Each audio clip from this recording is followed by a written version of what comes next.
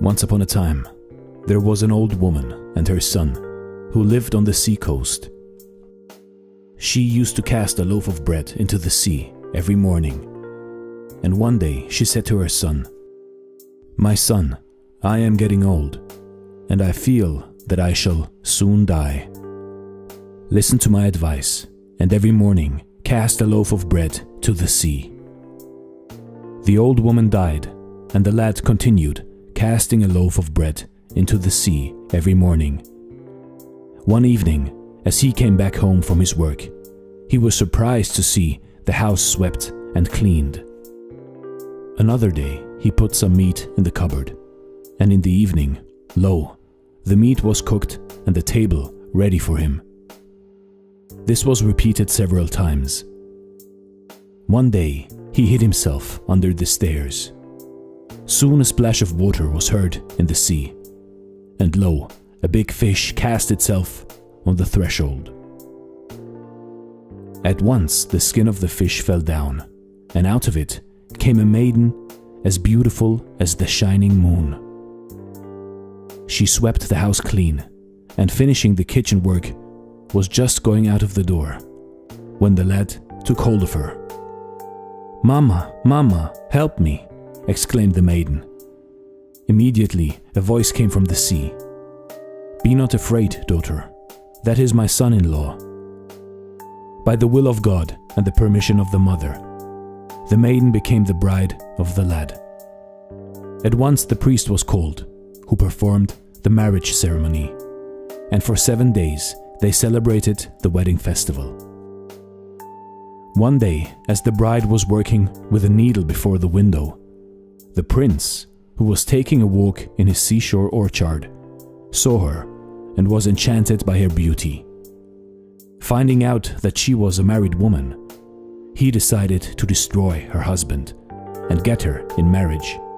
He immediately summoned the lad and said, "I want you to make me a tent so large that all my army may be accommodated in it, and yet half of it remain empty. I will give you 3 days' time to prepare for it. If you don't make it ready by that time, your head shall be cut off and all your property confiscated." The lad came home with a sad face. What should he say to the prince at the end of the 3rd day? Surely his head should be cut off. The bride, seeing him, said, "How now, husband? What is the matter? Why are you sad today?" "Nothing," answered the lad, sighing. "Nay, your face is changed," said the bride. "I pray you, what is the matter?" The lad told her what the prince had ordered him to do. "Never mind, husband," said she, and putting her head out of the window toward the sea, she cried, "Mama, Mama, send us up our small tent, please. We want to go camping." The small tent was thrown up from the sea. The lad took it to the prince. It took his servants 7 days to pitch it. Not only the prince's army, but all his people were accommodated in it, and yet half of it was empty. "This is right well," said the prince, "but you see, there is no furniture to put on the ground. I want you to bring me a rug to suit the tent exactly. If you don't bring it in 3 days, your head shall be cut off." The lad told his wife, and she asked her mother to send up the small rug, which was taken to the prince. The prince next day bade the lad fetch him a cluster of grapes so large that all his army might eat and not be able to finish it. On the following day, that also was brought. Then the prince wanted him to bring a 3-day-old baby who could walk and talk like grown-up people. This time the lad was dismayed, because it was a sheer impossibility, and he thought he would surely lose his head this time. "Never mind that, husband," said the wife in the evening, and turning toward the sea, she cried, "Mama, send up here the baby for a while, we want to see him." The baby was given up, and the lad took him to the prince, still doubting in his mind whether the baby could do what the prince required.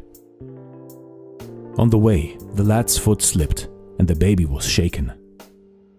"Have you not your eyes about you, brother-in-law?" the baby said. Or have you a mind to fall down and crush me under you?" The lad was pleased at the baby's reproach, because it assured him that his head would not be cut off.